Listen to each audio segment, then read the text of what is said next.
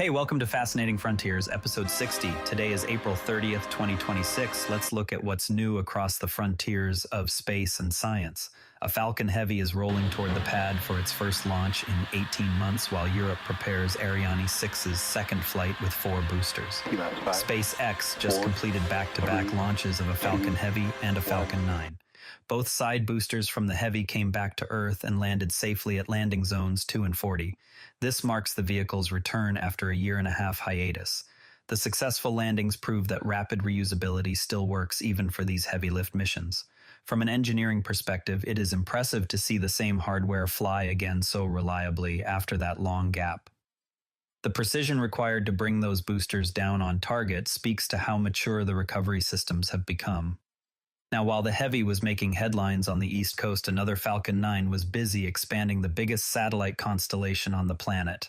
A Falcon 9 launched from California and successfully deployed its full complement of 24 Starlink satellites into orbit. This keeps the constellation growing at a steady pace. It also demonstrates the reliability of the workhorse rocket on dedicated rideshare-class missions. You can see how SpaceX has turned this vehicle into a true utility player that can handle both crewed flights and these smaller dedicated launches. Every new batch like this one strengthens the network that so many people now rely on for internet access from almost anywhere on Earth. Speaking of things headed toward the moon, one piece of SpaceX hardware has an unusual destination coming up in a few months. You know what is fascinating about this? An expended Falcon 9 upper stage is now on a trajectory that will cause it to strike the moon in August. The deliberate crash will happen at roughly 2.5 kilometers per second. That impact will release energy equivalent to a few hundred kilograms of TNT and send pressure waves rippling through solid rock. Seismometers placed by earlier landers will detect those waves from hundreds of kilometers away. Because we know the exact mass, speed, and impact angle, the event becomes a precisely calibrated probe of the moon's crust and mantle. The really wild part is that the moon rings like a bell for up to an hour after even a modest strike. It reveals layering we still do not fully understand. We can watch the flash from orbit measure the seismic coda from the surface and compare both to computer models. Yet one specific mystery refuses to yield. Why do some lunar impact sites show unexpectedly deep fracturing while others appear to heal far faster than rock physics predicts? That single unanswered detail sits at the heart of how the moon's interior has evolved over billions of years. From an artificial impact on the moon to a very real new rocket preparing to leave Earth, Europe is about to fly its most powerful launcher again. Europe's most powerful rocket, Ariane 6, is set for its second flight with 4 solid boosters. The launch is scheduled between 9:08 a.m. and 9:57 a.m. British Summer Time on April 30th, 2026. This mission continues the launcher's early operational campaign. It also expands Europe's independent heavy lift capability at a time when reliable access to space matters more than ever. Having a homegrown heavy rocket that can fly on its own schedule strengthens the continent's position in the growing international space economy. While new rockets grab the spotlight, a veteran astronaut with a unique medical background is getting ready for his first trip to orbit. Anil Menon, a former SpaceX flight surgeon and member of NASA's 2021 astronaut class, will make his first trip to space.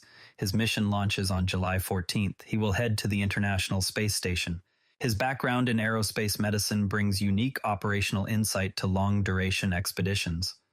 Having a doctor astronaut who already understands the spacecraft systems from the operator side should prove valuable during what could be an extended stay. It is always reassuring when the crew includes someone who has lived and breathed the medical side of human spaceflight for years.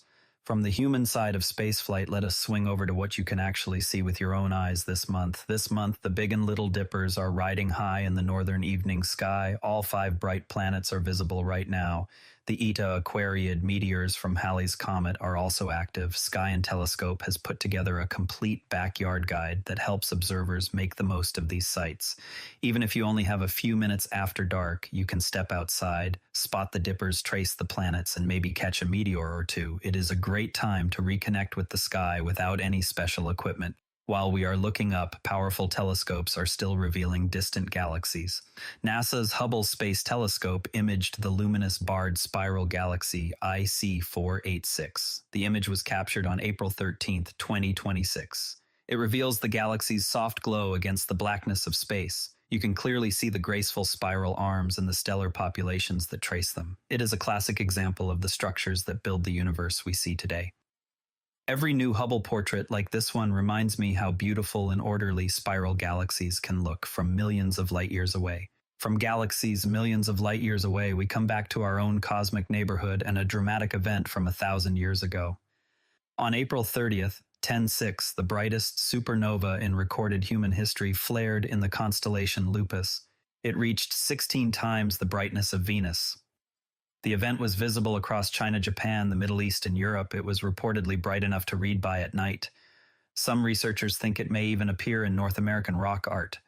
That supernova was a reminder of how dynamic the cosmos can be and how profoundly those events must have affected people who witnessed them without any modern context. While lawmakers debate future rockets, the current Artemis crew recently received some high-profile encouragement. President Trump welcomed the Artemis II crew to the White House. The event celebrated the upcoming crewed lunar flyby mission. It underscored continued high-level political support for NASA's return to the moon. Seeing the crew recognized at that level helps keep public attention focused on the mission that will send humans beyond low Earth orbit for the first time in decades. Political support is important, but so is the technology that will let future explorers survive on the lunar surface. Engineers have created hair-thin nanotube shielding that can be 3D printed directly onto electronics and solar panels. Picture a fleet of autonomous rovers trundling across the lunar South Pole 3 kilometers from base when a solar storm alert suddenly lights up mission control. Instead of scrambling to retrieve them, engineers can simply rely on these lightweight layers. The shielding adds almost no mass, yet it is flexible enough to survive the extreme temperature swings and vibration of launch. Early tests suggest it can deflect the worst of the high-energy particles that would otherwise fry unshielded systems. What comes next is flight qualification on actual lunar hardware. That could open the door to long-duration robotic missions in permanently shadowed regions. One question remains: how will these nanotube layers hold up after years of micrometeorite sandblasting and relentless UV exposure on the moon? Protecting hardware is one thing. Sometimes you have to cancel hardware entirely. The Canadian Space Agency terminated last year's contract with Spire Global to build a fleet of small satellites dedicated to monitoring wildfires.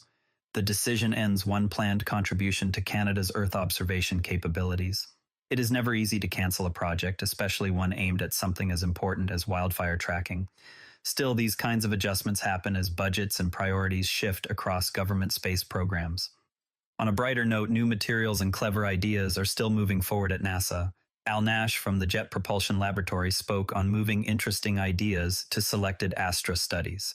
The seminar took place on April 30th. It explored considerations for advancing early-stage astrophysics technology concepts. Hearing how JPL thinks about turning promising ideas into funded studies gives a glimpse into the careful filtering process that shapes future missions. While we push new tech, Earth itself keeps putting on quite a show. As winter gave way to spring, distinct cloud patterns formed textbook examples of various atmospheric phenomena over the Gulf of Alaska. Satellite imagery captured the transition and the dynamic weather system shaping Earth's high-latitude skies. The images are a beautiful reminder that even from orbit, our own planet can look every bit as dramatic as anything we see in deep space. Before we go, keep an eye on how that upcoming lunar impact in August unfolds, because the seismic data could reshape what we think we know about the moon's interior. That covers today's space and science news. Share this with a fellow space enthusiast if you found it interesting. I'm Patrick in Vancouver. See you tomorrow. And if you'd rather watch than listen, find us on YouTube at NARA Network. Links in the show notes. This podcast is curated by Patrick, but generated using AI voice synthesis of my voice using 11 Labs. The primary reason to do this is I unfortunately don't have the time to be consistent with generating all the content and wanted to focus on creating consistent and regular episodes for all the themes that I enjoy, and I hope others do as well.